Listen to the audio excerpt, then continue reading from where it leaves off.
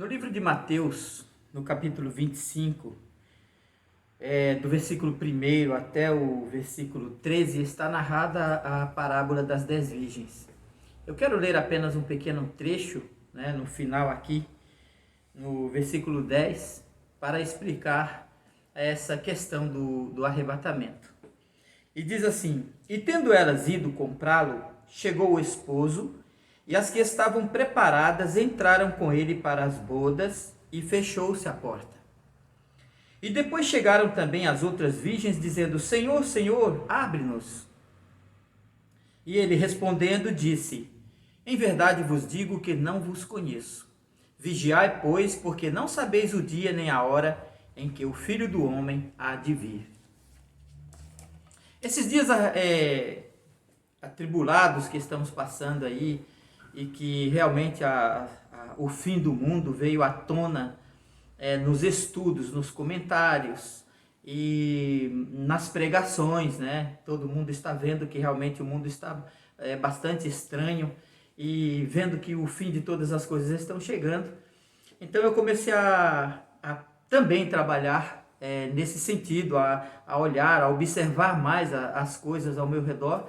E por conta disso, por causa dessa atitude, foi que eu acabei fazendo este mapa que está aqui atrás de mim, que eu chamo ele de Apocalipse Agora. Isso aqui foi um estudo que eu fiz o ano passado, em maio de 2020, durante aquele fechamento, aquele primeiro fechamento no mês de março, por causa dessa pandemia de coronavírus.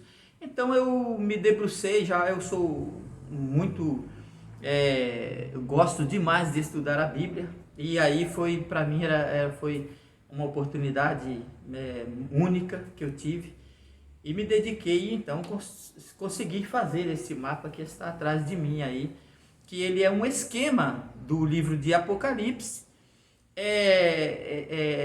tendo inserido nele todas as passagens bíblicas que falam sobre a volta de Jesus Cristo. Então, eu fiz o esquema do livro de Apocalipse, mas é tudo convergindo para a volta de Jesus Cristo. E esses dias eu estava pensando o seguinte: tem um filme chamado Deixados para Trás. Ele foi lançado em 2001, teve outro em 2003, outro em 2006. Foi uma série de 3 filmes, chamado Deixados para Trás. O filme trata dos últimos dias depois do arrebatamento da igreja. Então, Deixados para Trás é um filme que trata das pessoas que ficaram, que não foram levadas por Cristo no arrebatamento secreto. Aquele arrebatamento que virá, segundo essa visão, antes da grande tribulação. Então, quem assiste o filme, quem gosta do filme e assistiu, muitos gostaram, outros não gostaram, enfim, isso não vem ao caso. A questão é que o filme trata das pessoas que não foram arrebatadas. E então ali há salvação, eles pregam, eles se convertem, eles tentam convencer os outros e ficam tentando escapar da perseguição do anticristo e das pragas que Deus vai derramar durante aquele período. Porém, há muito tempo que eu estudo a Bíblia e eu sabia disso, que dentro do livro de Apocalipse, dentro desta última semana, chamada última semana de Daniel, que são os 7 últimos anos antes do início do milênio, antes de acabar realmente o mundo, a gente já sabia que havia conversão ali. Mas aprendemos com a doutrina do arrebatamento secreto que o Espírito Santo não estaria mais no mundo. Bom, se o Espírito Santo não estaria mais no mundo, então como é que as pessoas poderiam ser salvas se a única pessoa capaz de convencer o homem do pecado é o Espírito Santo de Deus? Aí nós já encontramos um grande erro. O Espírito Santo não será retirado da terra nunca. Ele jamais será retirado da terra. Ele vai ficar aqui até o fim, até que venha um novo céu e a nova terra. Então, quem eram essas pessoas que ficaram para trás? Esse livro, no meu entender, foi, claro, baseado num livro que foi lançado em 1995. É uma coleção de 10 livros, Depois escreveram mais 3, tornando-se então 13 livros. cada um com em média 400 páginas, né, de livro. Vendeu em cerca de 70 milhões de exemplares no mundo inteiro, em 32 idiomas, 34 idiomas, não sei. Eu sei que os números são muito grandes e que eu não paro para pensar no volume, enfim, não é esse o caso, mas foi um sucesso estrondoso, né? Tanto o filme como os livros. Que quem surgiu com esta doutrina bíblica, essa doutrina do arrebatamento secreto, do arrebatamento pré-tribulação, foi o John Darby, um irlandês, né? E claro, assim como eu estudo a Bíblia e sei a respeito da reforma protestante, das traduções da Bíblia, enfim, também a gente entende que algumas doutrinas elas surgiram muitos anos depois da igreja ser fundada ali em Jerusalém. Porque uma doutrina que foi estabelecida, por exemplo, em 1800, né, ou 1900, não pode se considerar a doutrina única e verdadeira. Afinal de contas, a igreja não tem 100 anos, né? A igreja não tem 200 anos, a igreja tem 2000 anos, ela foi fundada por Jesus Cristo e ela nunca deixou de atuar na terra e Deus com ela para proteger. Então ele surgiu com essa história. E aí essa doutrina, acho que foi em 1909, a Bíblia de referência de Scofield, né, ela adotou essa doutrina e como ela era muito conhecida, e foi no século XIX, no início do século XIX, que surgiram, a maioria das igrejas pentecostais, elas surgiram no século XIX. Quando você faz uma pesquisa na internet, uma pesquisa bem feita, uma pesquisa profunda, você encontra pessoas falando a favor e contra. Então você vai encontrar gente dizendo não, que antes existia igreja pentecostal lá no século I, no século II, e que não, que isso aqui existia assim. Então aquela questão de dizer e contrariar é parte daquilo que a gente está falando. Então você vai me ouvir falando uma coisa, depois você vai ouvir outro vai falar outra coisa e você vai querer me contestar, mas isso não tem muito sentido, porque isso são questões de escolhas, né? As pessoas escolhem naquilo que quer crer. Eu acredito na simplicidade do Evangelho. Eu acredito na simplicidade de Jesus Cristo. Eu acredito na simplicidade que Jesus Cristo disse, graças te dou, ó Pai, porque ocultaste essas coisas aos sábios e entendidos e as revelaste aos pequeninos, porque esta foi da tua vontade. Na época de Jesus Cristo já existiam os doutores da lei, né? Já existiam os intérpretes da lei, já existiam homens muito versados nas escrituras, que simplesmente eram pessoas hereges, elas simplesmente abriam mão da simplicidade do ensino da palavra de Deus para complicar com outras coisas. Não, porque o arrebatamento secreto é assim, porque antes de Deus derramar fogo e destruição sobre Sodoma e Gomorra, antes tirou de lá Ló com sua família. Mas aquele versículo, aquela passagem bíblica não está falando de grande tribulação. Ali está falando de salvação e de perdição. Ali está falando que quando Deus tirou o povo, destruiu. Não houve gente que ficou para trás para ser salva depois. Inclusive a mulher de Ló ficou pelo caminho, olhou para trás e ficou também. Foi condenada junto com a cidade de Sodoma e Gomorra. Assim, a salvação, quando se refere a Noé, ela se refere exatamente à perdição do mundo. Assim como está escrito aqui, todas as vezes que Jesus fala a respeito da vigilância, ele diz, não há chances, não há possibilidade de uma pessoa subir uma segunda vez. Não existe segunda chance para a salvação. Não existe uma segunda chance se você não for arrebatado quando Jesus vier nos céus com os anjos e enviar eles pelos 4 cantos da terra, né, pelos 4 cantos de uma outra extremidade dos céus. Se você não for levado naquela hora, você não tem uma segunda chance. E nos cursos de teologia que eu fui monitor, As pessoas chegavam a dizer, bom, se eu não for na primeira, eu vou na segunda. Mas, meu Deus do céu, não existe uma segunda chance para quem fica. Os que são deixados para trás, são deixados para a perdição. Todas as vezes, se nós queremos saber a respeito da vinda de Jesus Cristo, nós temos que escutar Ele mesmo falando. Senhor, como será a tua vinda? A minha vinda será assim, nos céus, rodeado dos anjos, com poder e grande glória. Se alguém disser, Ele está ali, Ele está acolá, não vá, não acredite, não corra atrás disso.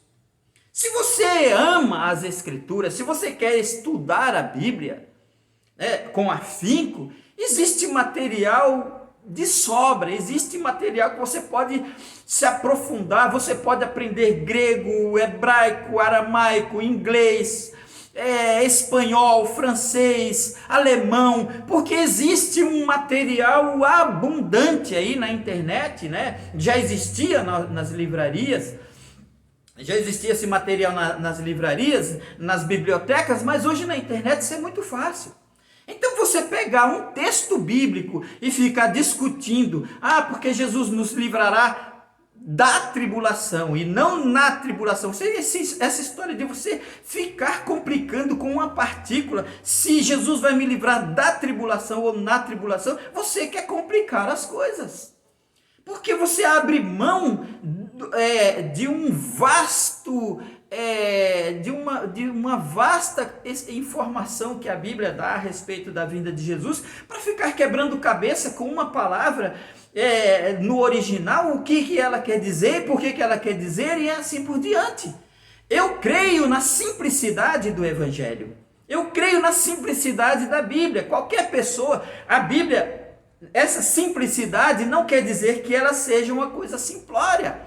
Ela é um livro que contém a mente de Deus. Ela é um livro, sim, profundo, muito misterioso. Tem muitas coisas que você pode quebrar sua cabeça por anos e anos e anos e você não vai entender. Mas quando eu falo a simplicidade, eu falo da simplicidade nossa. Porque o Espírito Santo de Deus é quem nos ilumina. O Espírito Santo de Deus é quem nos revela. O Espírito Santo de Deus é que nos faz compreender. De maneira que a pessoa não precisa ser um doutor em teologia, não precisa ser formado pela universidade teológica de não sei das quantas para poder trazer uma doutrina. A Bíblia diz lá no Velho Testamento que o caminho do Senhor é um caminho reto, onde até os loucos andarão, não errarão o caminho, nem os loucos errarão o caminho. Como vamos discutir uma coisa tão óbvia? Né? O apóstolo Paulo diz assim, não será dessa maneira, o Jesus não virá antes que se manifeste o anticristo. Ele será revelado no futuro. Mas a nós nos cabe tão somente vivermos em vigilância. As pessoas que acreditam, e eu não quero dizer, mas esse arrebatamento secreto, ele beira a heresia, porque as pessoas que acreditam que vão ser arrebatadas antes da tribulação, elas não se preocupam com absolutamente nada. Deveriam ser pessoas santas, deveriam ser pessoas humildes, deveriam ser pessoas que viviam de joelhos, orando, esperando Deus, estudando as Escrituras, mas eles não são. As pessoas que acreditam num arrebatamento instantâneo, num abrir e fechar de olhos, elas não estão nem aí. Haja vista a forma da atuação da igreja nesses últimos anos. Nesta última década, a igreja realmente se transformou numa instituição assim de homens corruptos, né? Às vezes as pessoas dizem assim, nós não podemos generalizar, Essa questão de generalizar é que nem a questão do não julgar, né? É questão de não julgar, como se a pessoa não tivesse a capacidade de julgar entre o certo e o errado, né? Então, generalizar, quando a gente diz tal e tal instituição é totalmente corrupta, nós estamos generalizando sim. Ah, mas você não pode generalizar porque existem muitos homens de bem ali. Se existem homens de bem, se existem homens de direito, onde eles estão? O que estão fazendo? Se eles não fazem o que é certo, ou porque não querem, ou porque não podem, então se justifica dizer que a instituição está corrompida. E graças a Deus, ninguém mais nesses últimos tempos aí eu estou generalizando, né, quando eu digo ninguém, porque tem pessoas que gostam, que adoram essas inovações na igreja. Tanto é que ela dá resultado. Mas assim, a gente viu na igreja uma tirania diabólica. A igreja evangélica, de um modo geral, se tornou um lugar de tirania, aonde os seus diretores, os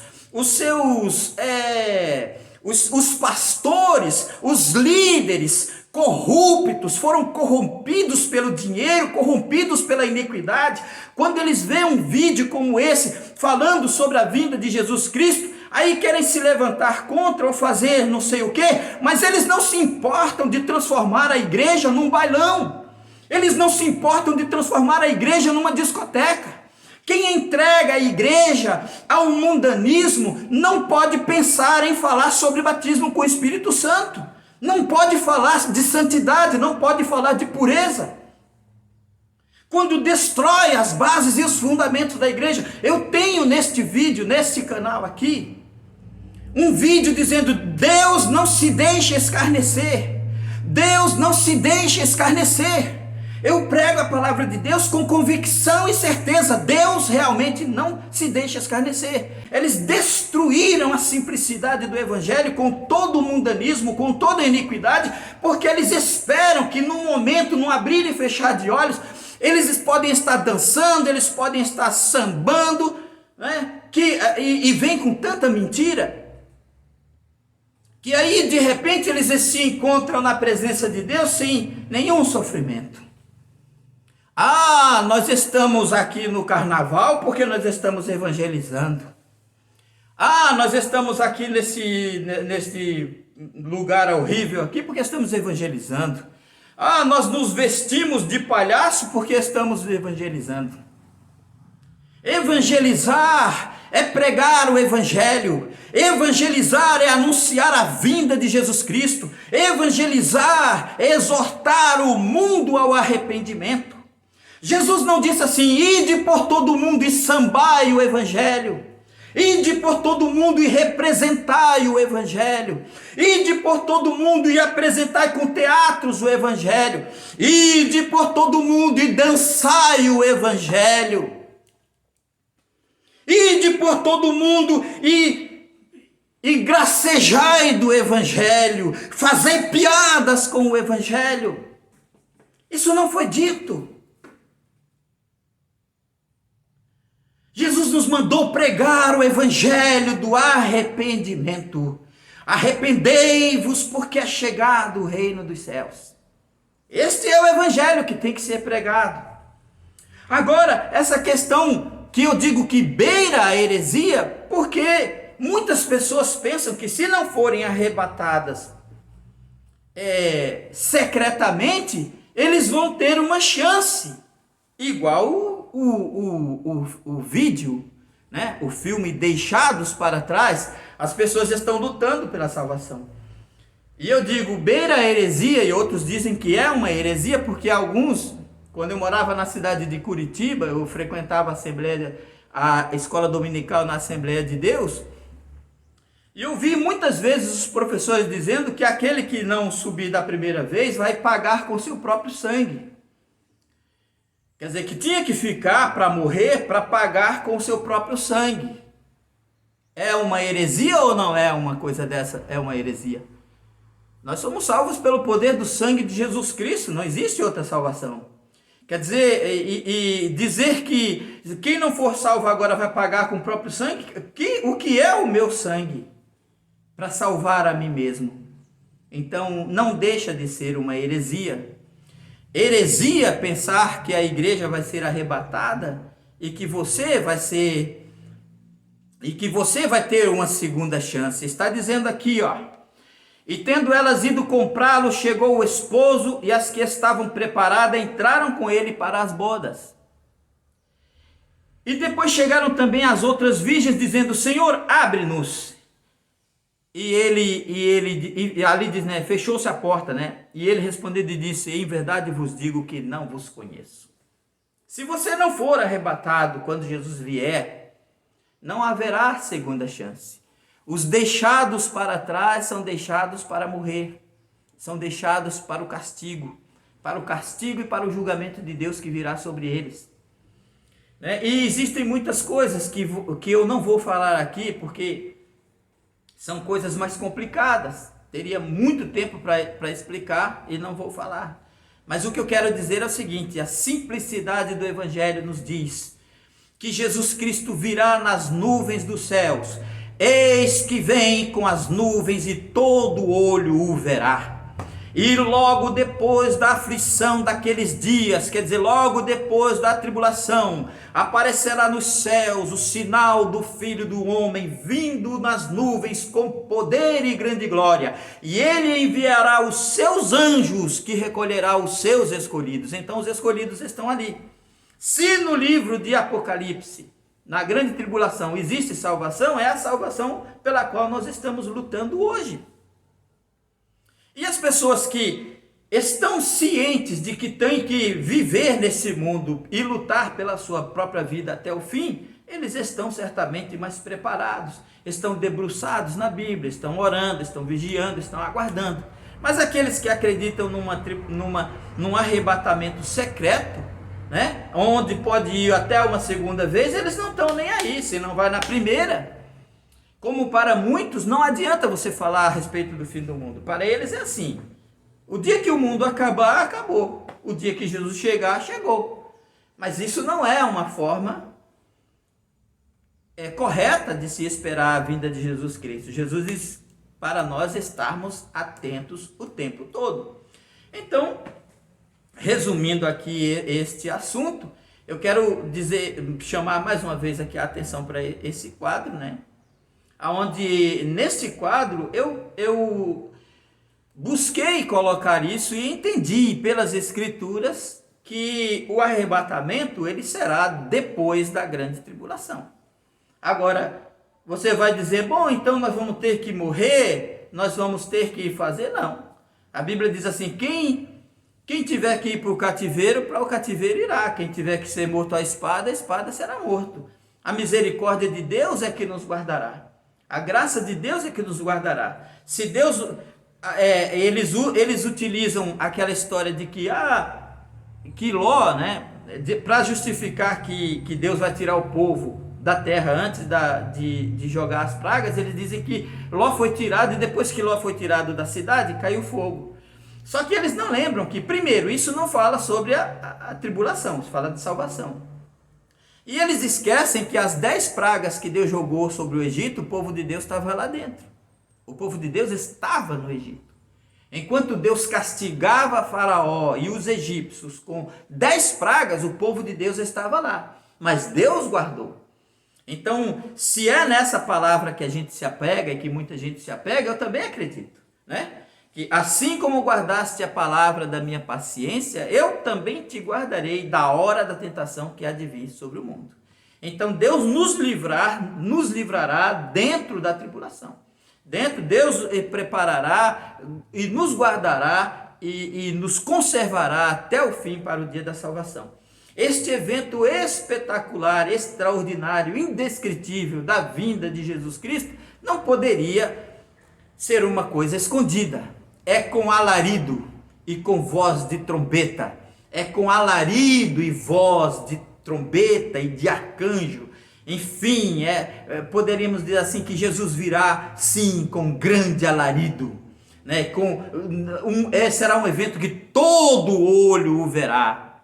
Né? Até aqueles que os ultrapassaram. Quer dizer, ele fala que até aquele... Quer dizer, ele está falando de todas as pessoas, os crentes, descrentes, judeus, gentios, todo olho verá. É isso que a Bíblia diz. E não existe nenhuma parte na Bíblia que fala sobre esse negócio de arrebatamento secreto. Repito, Jesus virá durante ou depois da grande tribulação. Ninguém será arrebatado daqui, tipo assim, num abrir e fechar de olho, porque é este tipo de pensamento que levou os cristãos a serem desleixados, carnais e estarem totalmente inseridos no mundanismo, porque eles não estão nem aí. Porque se não vai na primeira, vai na segunda, e eles acham que é tudo assim muito fácil. Deixam de lado a simplicidade das Escrituras, deixam de lado de temer a Deus para agir dessa maneira. Que Deus tenha misericórdia, que Deus nos ajude e nos dê a graça de chegarmos até o fim e sermos salvos, porque depois não haverá mais. Quem for deixado para trás não terá salvação para eles. Que Deus te abençoe, te ajude, te guarde, em nome de Jesus Cristo. Amém.